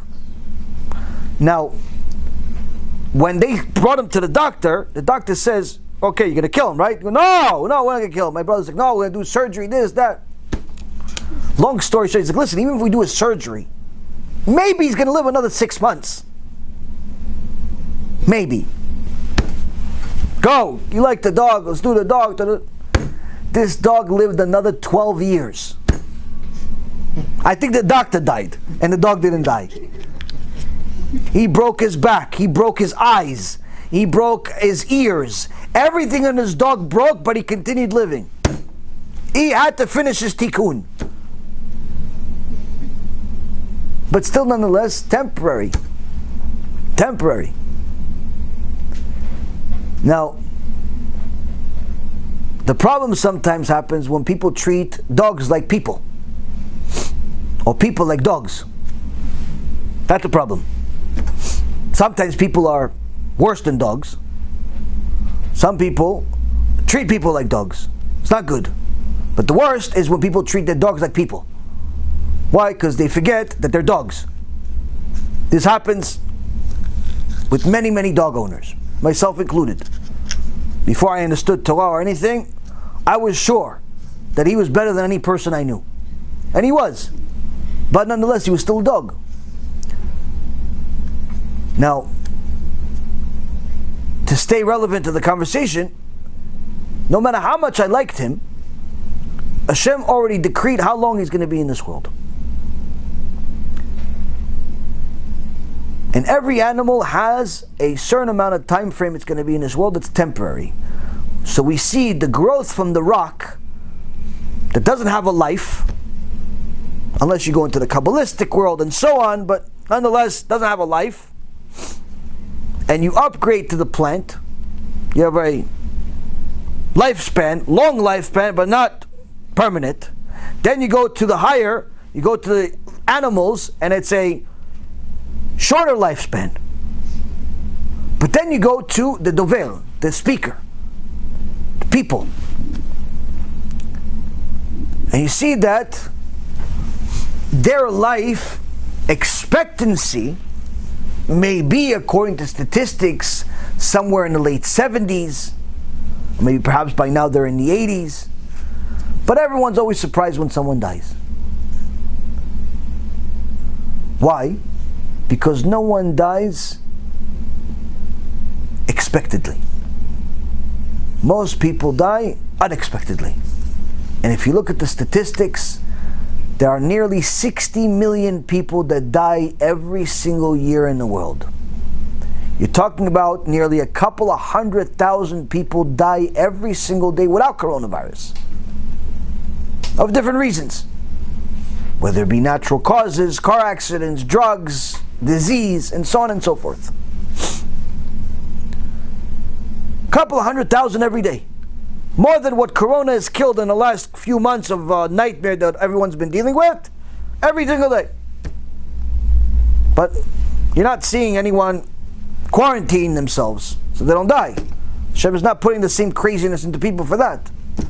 Showing you that even the way we're behaving towards this virus is very, very unique and divine, as far as divine hand being involved here.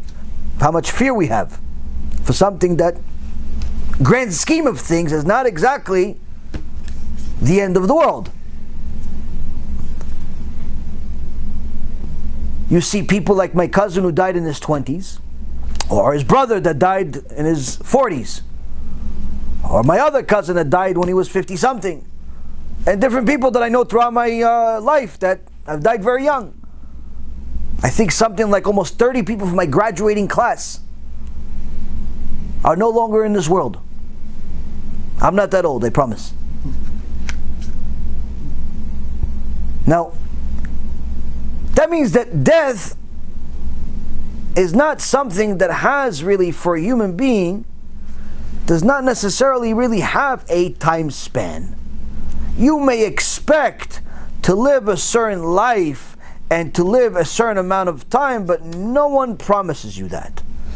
What about if your hair is perfect and your eyes are perfect and your heart is perfect and your feet are perfect and your toes are perfect and your lungs are perfect and you never smoke and you never ate cholesterol and you chewed properly and you slept properly and everything? Does that mean you can live longer? No.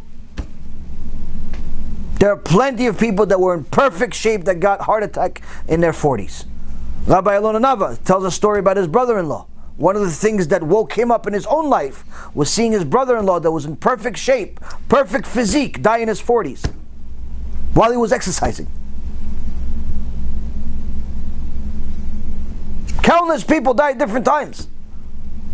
Meaning that no matter how much research we do on these different body parts and how much we take care of these body parts, it's all to no avail whatsoever when it comes to life expectancy. Now, surely you should take care of yourself and not abandon yourself to the extent where you yourself are putting yourself in harm's way. You yourself are killing yourself. You're not allowed to do that. But don't for a moment think that just because you exercise, or just because you eat a certain diet, or just because your vision is a certain thing, you are therefore going to live a certain amount of time. Complete nonsense.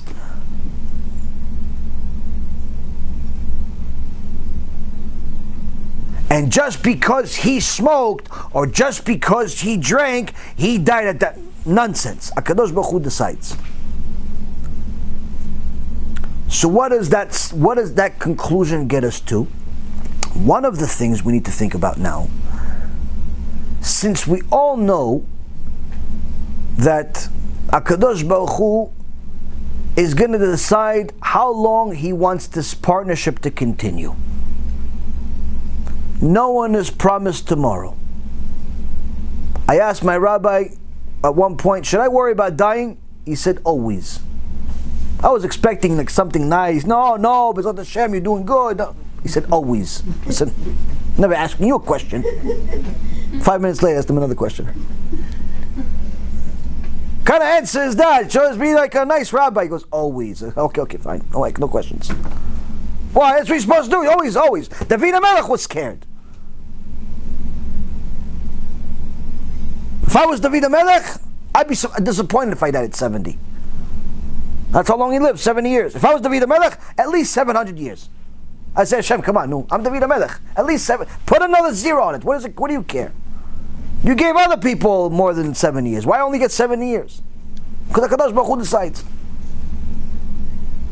HaKadosh Baruch Hu decides. So, since we already know that we came from nothing, and HaKadosh Baruch Hu has made that nothing into the something that we are today, and He is also the one that's going to decide to remove Himself from this partnership at some point.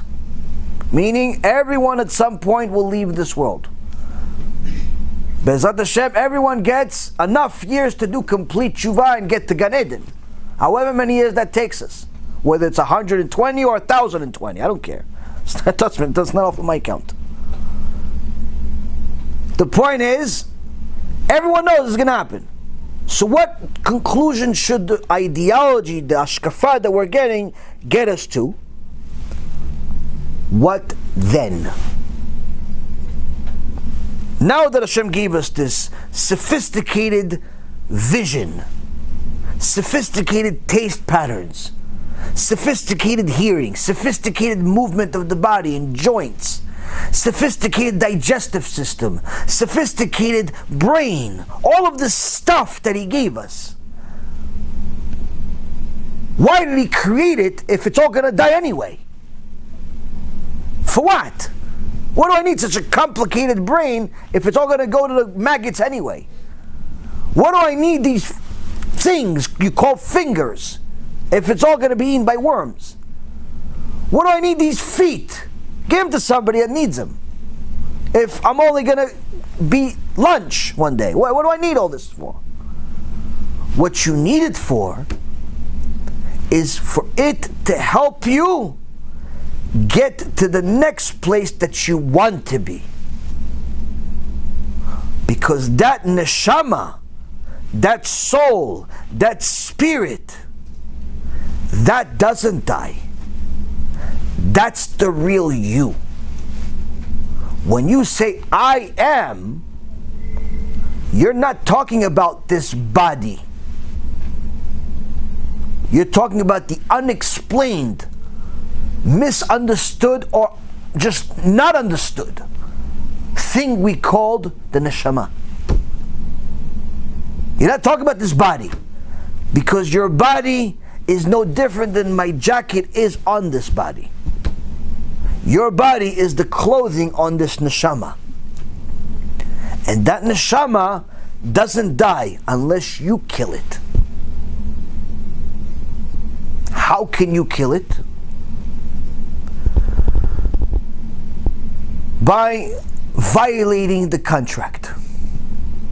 HaKadosh Baruch Hu gave us a contract that if we serve our contract honorably, this neshama that we have will continue permanently. The neshama we don't understand, the neshama that we barely feel, but we know it's there, the neshama that we can't see, but we know that when it's not there, the person is just simply a piece of meat. The neshama that you don't have to be a Jew or a Gentile or even aware very much to know that it exists, because everyone knows that the person that doesn't have a neshama simply dies. You don't have to believe in God to know you have a neshama, because you know that the second that spirit leaves that body becomes just a piece of meat. You don't have to be religious for that. Everyone knows. No one can explain it. No scientist, no psychiatrist. Outside of Judaism, you can't explain it. Why is he alive and the guy next to him is dead? He has eyes, he has eyes. How come he can see, he can't see? He has hands, he has hands. How come he can move his hands, he can't move his hands? What's the difference between them? They both have the body parts. They're both 25 years old, 35 years old. They're both good looking. How come this, how come that? Why? Because you see, this one has a neshama still inside, this one has a neshama that left. No longer there. HaKadosh Baruch Hu says that neshama,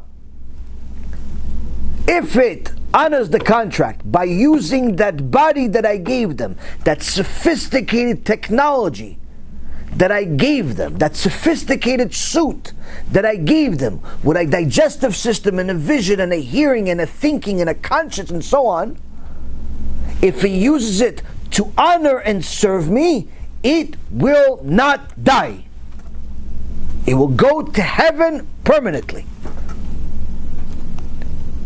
But if it violates the contract to such a high degree without doing tshuva, it will die. But only after it's torn away from the piece that is God Himself. And that's what Gehenom is for. So now, not everyone is at that extreme. Some people sin, but do tshuva, but not complete tshuva.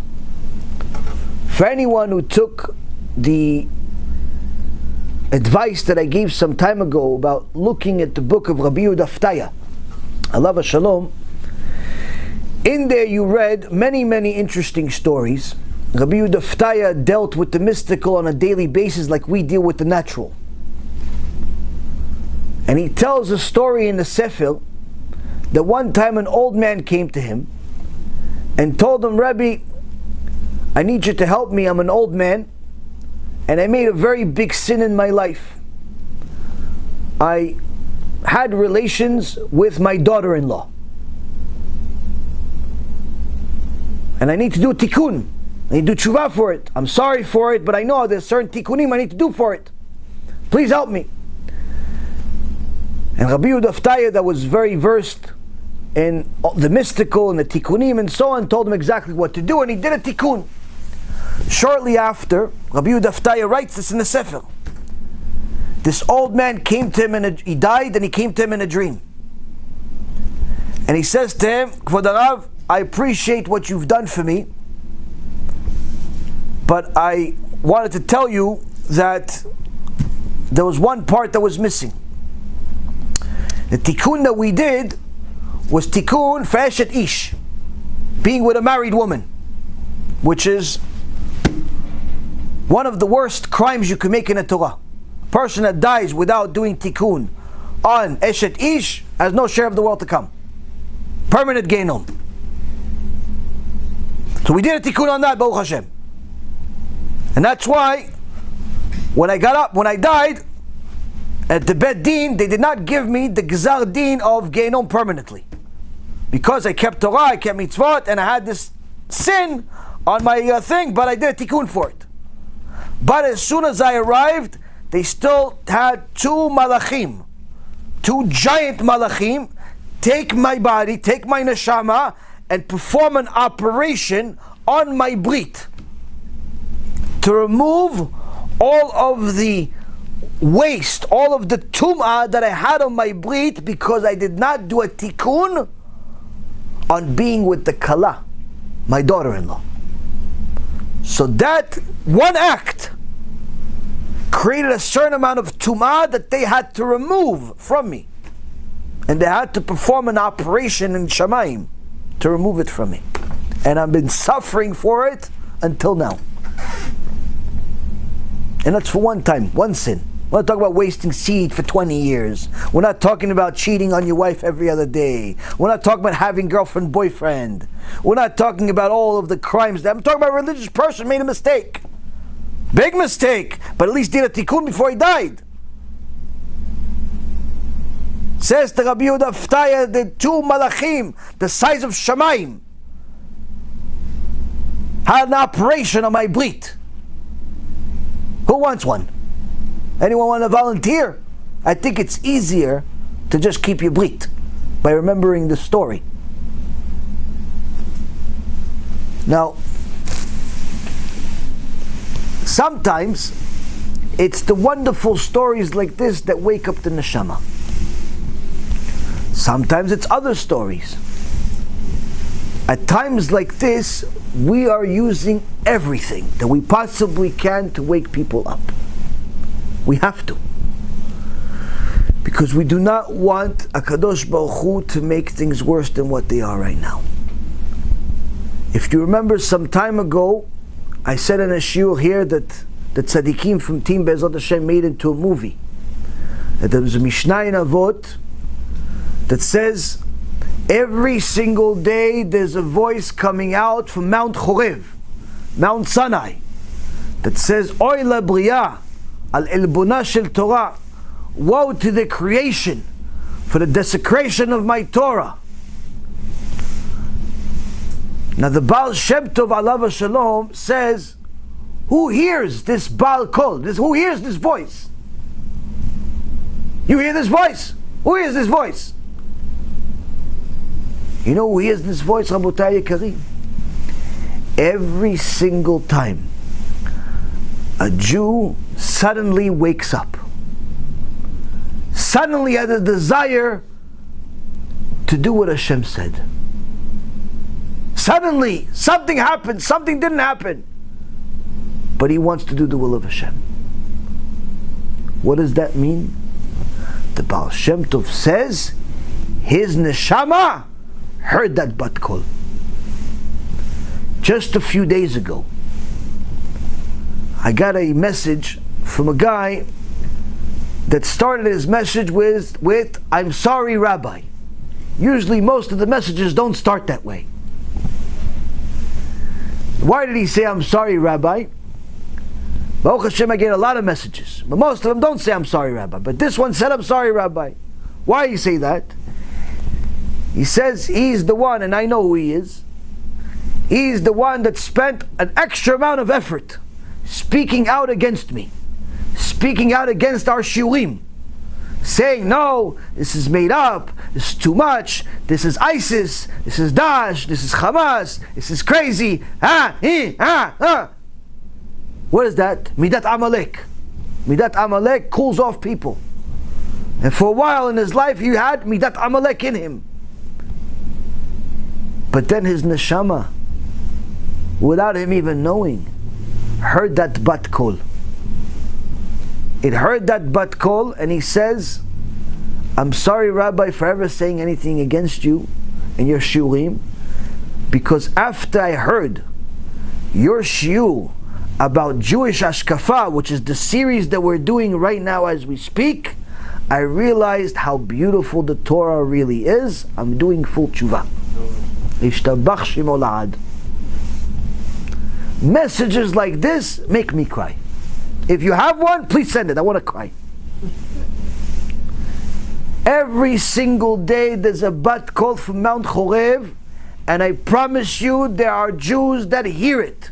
Because I and my dear friends like Rabbi Nava and Rabbi Mizrahi and Rabbi Zitron and many other tzaddikim, Rabbi Ephraim, Shichyeh, hear them every single day tell us, we heard the bat kol, but in different words.